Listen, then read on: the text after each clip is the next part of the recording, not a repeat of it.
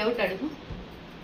ఇంతకు ముందు ఇలా పెట్టి కట్ చేసినాం కదా మేడం, ఇప్పుడు ఏమంటే మీరు రివర్స్ చేసుకొని క్రాస్గా కట్ చేసినారు కదా. అది చెప్తాను. అది ఎందుకంటే అట్లా చేస్తాను, చెయ్యి వాటర్ కోసం ఫస్ట్, సెకండ్ వచ్చి క్రాసింగ్ కోసం, క్లాత్ అడ్జస్ట్మెంట్ కోసం. 3 పాయింట్ల మీద నేను దాన్ని క్రాస్ పెడతాను. అది ఎలాగని చూపిస్తాను కొంచెం దూరం ఉంది. ఇప్పుడు ఇది మార్కింగ్ పెట్టాను, కట్ చేసుకున్నాను కదా, దీన్ని ఇలాగే ఎగ్జాక్ట్గా ఇట్లా తిప్పుకుంటాను. తిప్పుకుంటే ఇక్కడ క్రాస్ అనేది వస్తుంది నాకు, ఇట్లా పెట్టుకుంటాను. అదే నీకు చెయ్యి వాటం అట్టింది అనుకో, నాకు చెయ్యి వాటం రాదు పెట్టుకోవడం కోసం. అందువల్ల ఇలా పెట్టుకొని దీన్ని ఇలా క్రాస్ పెట్టుకుంటాం. ఇప్పుడు అలా ఇలా పెట్టుకొని కూడా క్రాస్ పెట్టుకోవచ్చు. చెయ్యి కొంచెం అన్కంఫర్ట్గా కట్ చేయాల్సి వస్తుంది మనకి, కటింగ్ చెయ్యి కుడి చెయ్యి కదా, దీనికి ఎట్లా వాటమో అట్లా పెట్టుకోవడం కోసం నేను ఎట్లా పెట్టుకుంటాను, వేరే ఏం లేదు.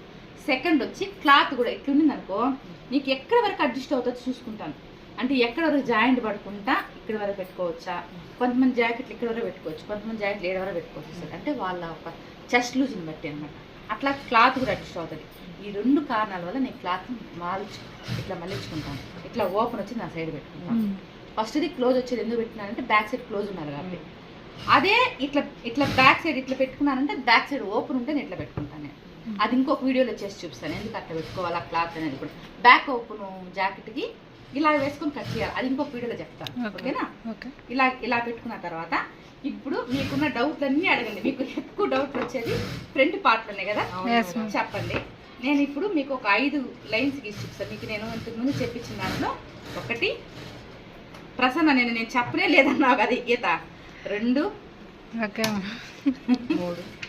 3 4 ఇక్కడ ఒక గీత గీసుకోవాలి, 5 అంతే. ఇప్పుడు అయిపోయింది. ఇంకొకటి, నా జాకెట్ కటింగ్ ఎందుకు కరెక్ట్గా ఉంటుందని చెప్తానంటే, నేను బ్యాక్ పార్ట్ 1కి 4 సార్లు చాలా క్లియర్గా చెప్పిన తర్వాత ఫ్రంట్ పార్ట్ని బ్యాక్ పార్ట్ని ఉపయోగించి ఫ్రంట్ కట్ చేస్తాను. క్రాస్ బెల్ట్ కట్ చేసేటప్పుడు బ్యాక్ ఫ్రంట్ని పెట్టి క్రాస్ బెల్ట్ కట్ చేస్తాను. అలాగే బ్యాక్ ఫ్రంట్ని పెట్టి చంక రౌండ్ ఎంత వస్తుందో దాన్ని బట్టి హ్యాండ్స్ కట్ చేస్తాను. కాబట్టి ఒకటి కరెక్ట్గా ఉంటుంది. కాబట్టి మనం కట్ చేసేటప్పుడు ఏదైనా మిస్టేక్స్ ఉంటే బయటపడిపోతాయి. మనం కట్ చేసేటప్పుడు తప్పు ఉంటే అది తప్పు అని మనకి తెలిసిపోతుంది. కుట్టేటప్పుడు ఎటువంటి మిస్టేక్ రాదు.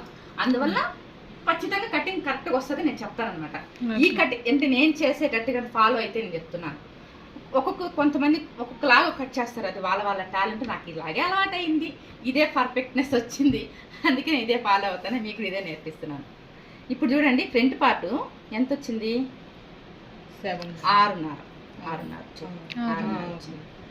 ఇప్పుడు నేను ఇక్కడ 6.5 పెట్టుకుంటాను.